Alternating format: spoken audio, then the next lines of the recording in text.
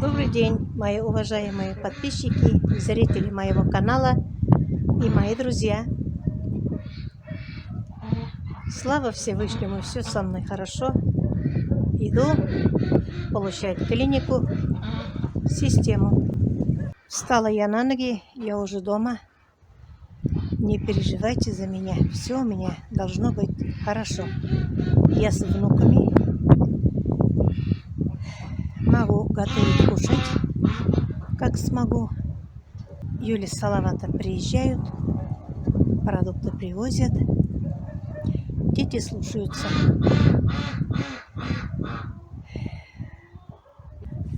Хожу на реабилитацию, клинику платную, Аструмед. Вот сейчас, наверное, больные уменьшились, поэтому с утра не хочу ходить. Хочу, когда больные немножко рассеиваются. Есть, конечно, страх еще после болезни. Как-то контактов боюсь. Пока, наверное, у меня депрессия.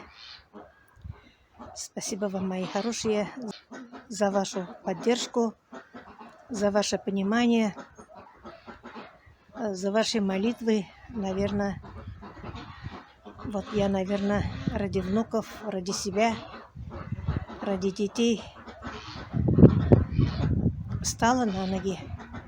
Хожу пешком, мне недалеко. Пока на машине ездить боюсь, потому что еще я как будто после шторма. Немножко хожу, стою, дышу. Вот так дохожу до клиники. На понедельник записала своих мальчиков со справками. И сама тоже записалась к кардиологу. Очень много получаю лечения. Заболеть просто так было, а на ноги встать тяжеловато. Но все позади. О болезни больше говорить не надо. Самое главное, я хожу, дышу, живу. И рядом мои дети и внуки. Остальное, я думаю, все будет. Поправлюсь, начнем встречаться с вами на эфире. Я очень горжусь, что у меня добрый канал. Мои подписчики, зрители моего канала очень доброжелательные.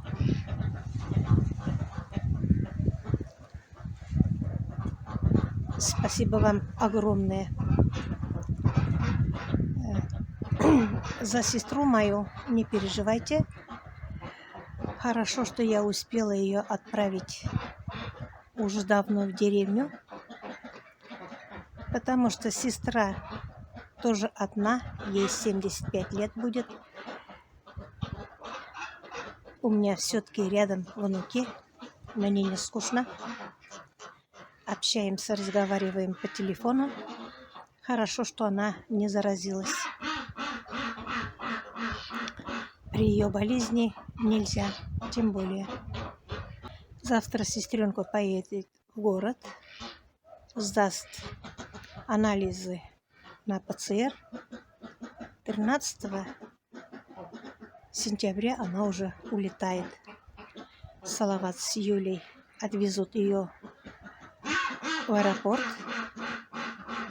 рядом с Уфой, посадят на самолет. Уфа, Москва, Самарканд. Дай Бог, она благополучно доедет до своей семьи, к детям. Вы, мои хорошие, берегите себя. Я, конечно, сама виновата, что заболела повторно. Я старалась всем помочь, ездить куда-то, что-то делать кому-то. Тем более я болела только в апреле. Врач тоже удивился. Но был у меня контакт с больной, с моей тетей Райсой. Ее не спасли. Я же не знала, что она больная была. Она у меня гостила 2 дня. Пусть, конечно, спит спокойно. Земля ей пухом. Из детей у нее никого нет. Единственный сын. И то он умер 4 года тому назад. А невестка у тети Раисы свекрови относилась как к родной матери. И внуки тоже ее уважали. Вы, мои хорошие, тоже себя берегите. Не забудьте брать с собой маску, обработать руки. Обычно мы прицепляем болезни в больницах тоже. Вот в понедельник, когда я пойду за справками с мальчиками, тоже хочу их просить, чтобы они все равно в больницах носили маску. А как придем, чтобы сполоснули носик, ротик, горлышко и помыли тщательно с хозяйственным мылом руки.